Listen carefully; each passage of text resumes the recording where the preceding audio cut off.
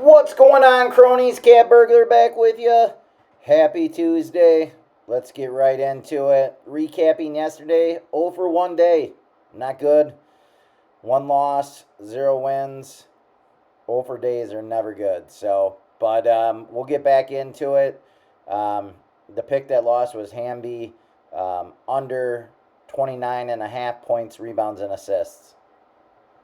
So, obviously, the NBA, let's get right into that.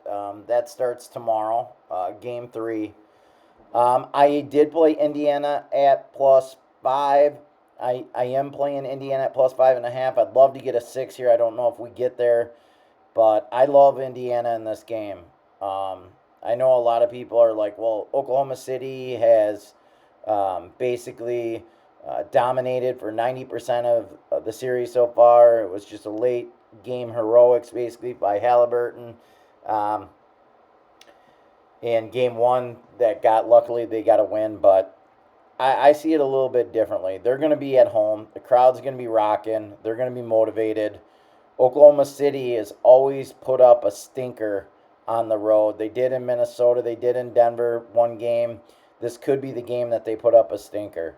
I'm not sure if they will or not. Now, in those series, a lot of times, too, like the Minnesota series, they're up 2-0, too. So they're playing with house money going into game 3. It's a little bit different this time. But I just feel like Indiana's going to bounce back. Halliburton hasn't played good for basically 3 quarters in both games. I think he's going to have a better game. I think some of the other players, like McConnell and some of the other guys, are going to play better at home, more comfortable. And I think Oklahoma City's, the others, basically, they're not going to play as well. Like Caruso, some of these other guys, the guy that had 21 points, that's only averaging like 8 points a game. I don't see these guys doing that. So, a couple prop bets that I'm looking at. Chet Holmgren, under 14.5. Shea Alexander, under 34.5 points.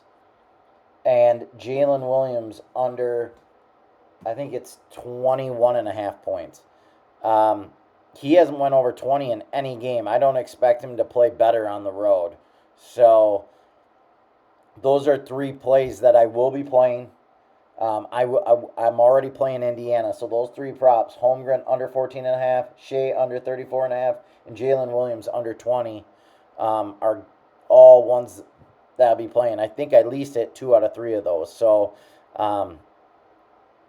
anyways, and then I know Holmgren had a good game in game 2.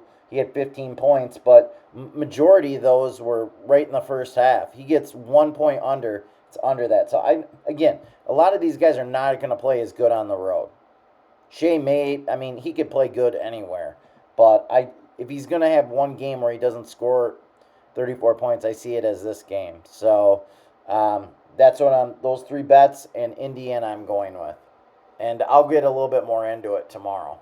WNBA, obviously we lost our prop bet. I have one prop bet, Ariel Atkins, over 13.5 points for the Chicago Sky. She had a terrible game, only 4 points, but prior to that, she had been playing really, really well. I just think she had an off shooting night. She was like 1 of 13 or something. She's going to get up shots.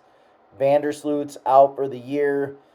There's only so many shots to go around, and a lot of the other players on the team can't get their own shot anyway. So I am going with Ariel Atkins over 13.5. If I have a lean here, it's also New York. Chicago's really bad, and they just don't have players that can create their own. Haley Van Lith, she's a rookie. She's not quick enough to get around the defensive players on the other team. She eventually might be an okay player, but right now she's not going to score much. Reese can't score any points. Cardoso can't score. I don't know where they're getting their points from. So the only person that can really score on their team is Atkins. So I see her over 13.5 points. I'm going to go with that one tonight.